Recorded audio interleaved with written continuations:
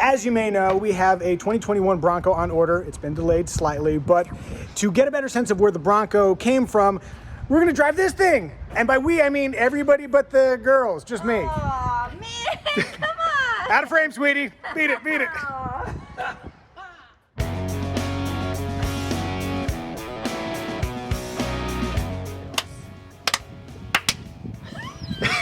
Uh-oh, wait.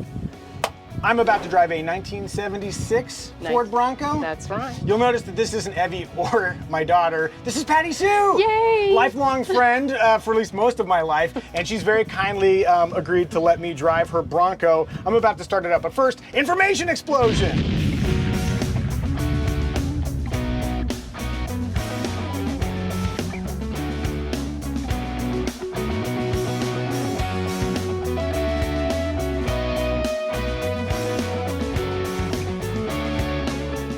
By the way, I am hot. You can see I'm already sweaty. So you've got one thing in here that I think most Broncos of this generation would positively not have. Yeah. You have air conditioning, right? We have air conditioning. Can we use it? Yes, we can. We hit the fan here, and you leave that temperature button pushed in. I don't know if it's really a button, but kind of a pull thing, right, but yeah, all the way in. If you pull it out, then that's the heater. Okay, then I can just crank leave it these in, windows let's crank them up. Old school style. Yep. All right, I'm gonna get moving. We're gonna talk all about your Bronco and what it's like to own it and drive it and what it means to you as a human being. All right. When did you buy this? 2007. I know that it was completed in 2009, towards the end of 2009. Okay. So the restoration was done in Texas, actually, from family friend, Tracy Robinson, and Robinson Restoration Services, and it's in Denton, Texas. So let's take this the old-fashioned Micah Muzio way, and we're just going to go through sequentially. Interior!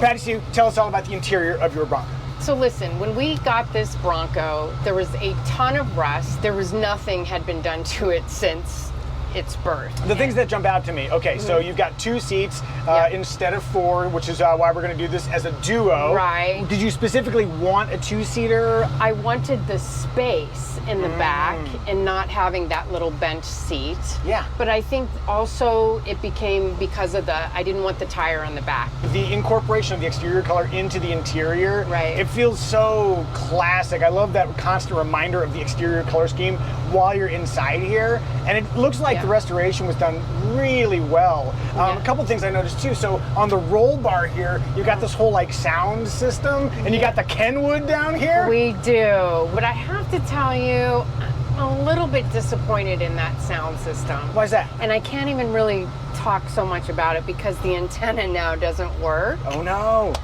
It's a little tinny sounding. So, I mean, you're working against a lot of old construction and noise and all that kind of stuff. So I think what we've decided to do is to get something that we're just going to kind of sit right here that has a little more bass to it. Like a little boombox? Yeah. Chippa, chippa, chippa, chippa. I don't know. It's I like really the classic crank windows. Yeah. I like that when I reached in to check out the ashtray, which is a real old school treat. It just kind of fell off. Just kind of came out. I do like though that like you can't go wrong with any of this stuff. Everything that's not right is right. Right. It just reminds you that it's yours and it's specific and it's got character. Also, this air conditioning is killer. Oh my gosh, I'm a sweaty man. Yeah, I know. It's hot. It's 100 degrees out here. You know what I love about driving this car is the play in the steering wheel. I don't know why, but I love that. Does it make you feel like you're driving in a movie? I mean, really, you have to be on your toes. Look how much I can move this wheel. Also, the thinness of the spoke, the fact that this is super thin because there's no airbag here. Right. Oh, I gotta ask you. Right. So yeah, no airbag, and then you know, from a family friendliness perspective, I'll just throw this in here. Not enough seats for the family, and also probably not much in the way of safety equipment. This is before crumple zones existed. Yes. But did the shoulder belts? Those were added, right? This is added, yes. Yeah. Because originally it was just lap belts, so you could rotate into the steering wheel. So this is actually a pretty big improvement. Absolutely. So now that it's a little bit warmed up, do you mind if I get a little bit more? Okay. I want you to do it. Needless full throttle acceleration. I want you to do it. It's happening. Yes. That is somewhat faster.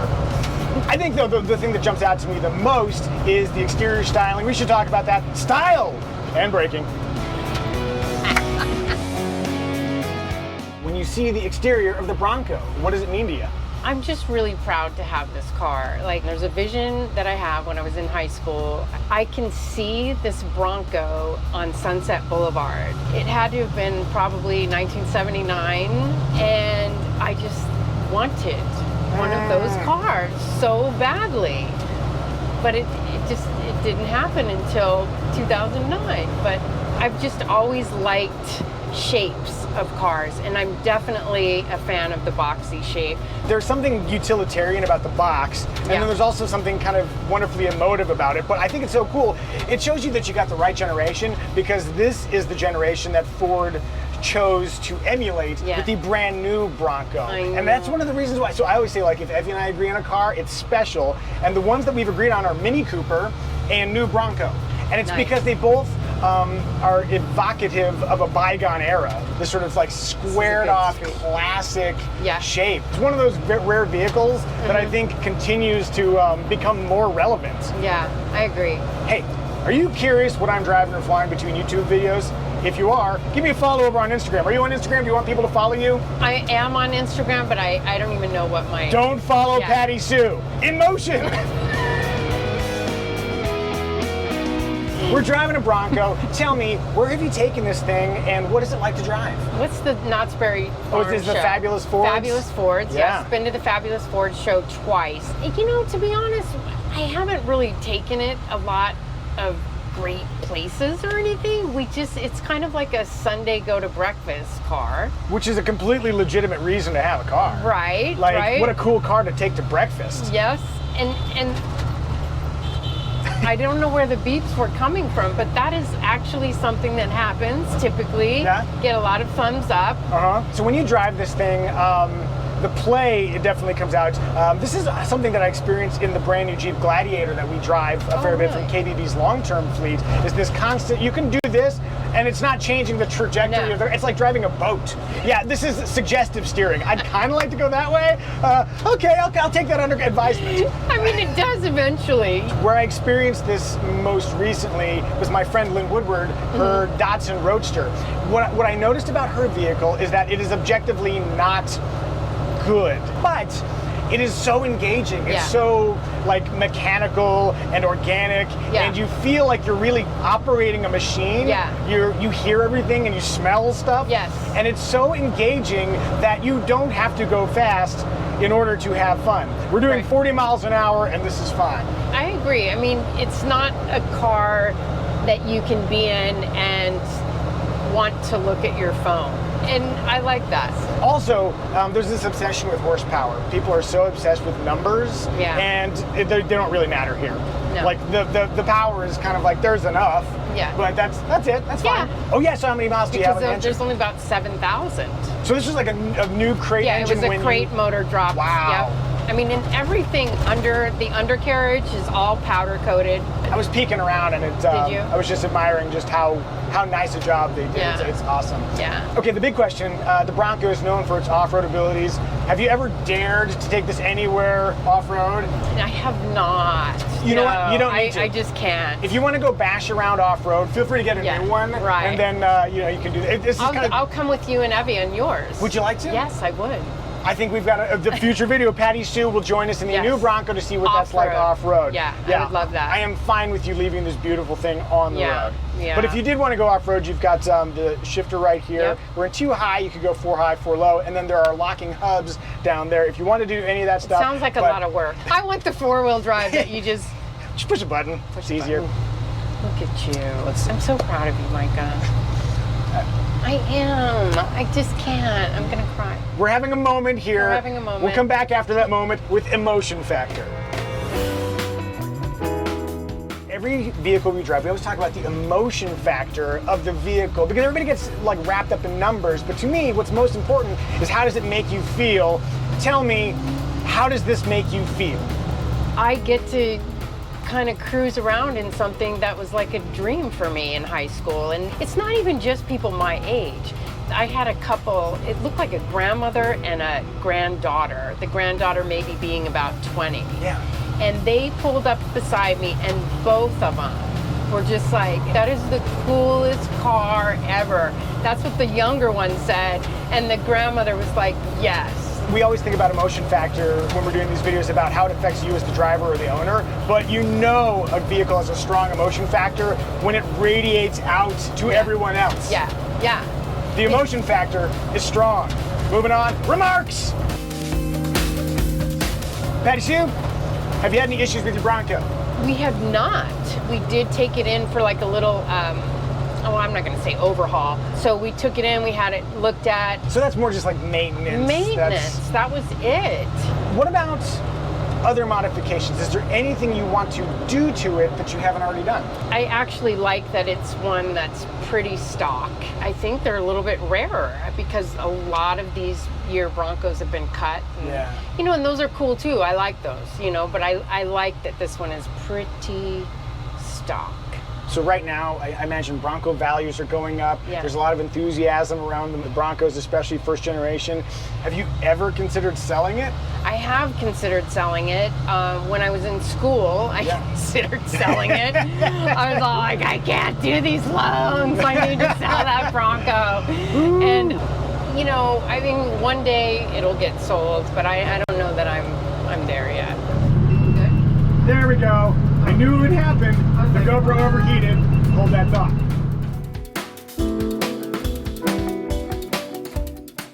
Okay, a couple of quick observations. You cannot hear the turn signal. How often do you drive this thing with the turn signal accidentally on? Yeah, it happens, and it's annoying. I get mad at myself. I've been doing it too, so... I noticed you fixed it one time. I'm going to turn the turn signal on. Yeah. Let's see if I remember to turn it on. Yeah, it doesn't come back up. One other thing I'll also note is that the turning radius is really good. Yeah, this thing turns I agree. in a tight circle, and it's easy to turn too. Like there's plenty of boost here. And I don't know why I have to hold it like this. It feels like the right position for the thin wheel. Woo! Last thing I'll note is that one of the things I love about driving old vehicles like this is that back before roof crush standards were a thing, you had these super thin pillars, so the visibility out is amazing. Like there's really no blind spot. See, I love having driven this with you, Micah, because you've brought up a few things that I just hadn't thought about. Never thought about that, and never thought about the thinness of the steering wheel because there's no airbag. I'm used to not seeing this much of the dash or being able to put my hand through here without hitting anything. Yes. And over the shoulder visibility, every time we drive a car now, we always check visibility, especially from Evie's perspective, because where she sits, the B pillar will oftentimes be an issue for her. And yeah, there's a B pillar there, but I can still see really great in all directions. But I would say overall, this thing is such a fun vehicle to drive, and it looks so good. I feel like there's just like a sphere of goodwill everywhere we go. Yeah, for sure.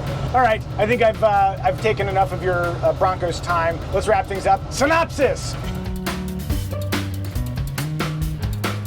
In synopsizing the essence of the Ford Bronco, 1976 Ford Bronco. 1976. It was charming when it was young, and as it gets older, to me, it becomes even more relevant and charming. Your Bronco is the Ted Danson of classic SUVs. Can you think of a better synopsis? If so, tell us in the comments.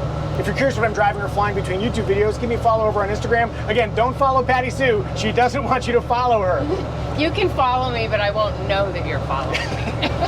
Yeah, it's kind of a stalker situation. If you haven't subscribed, please do. At 100,000 subs, we're going to review a windowless white van. I mean, the family and I, not necessarily you, though who knows, there's a high creep factor, maybe you will come along. Okay, we were supposed to go left. Sorry. You can just do a U, flip a U. Okay. Look at this turning circle. Whoa, it's so tight. That's crazy. You go. All right. I've had my fun. I drove in a U-turn. I think this was a successful drive. Would you like to enjoy a ceremonial high five up top? And you, come get your high five.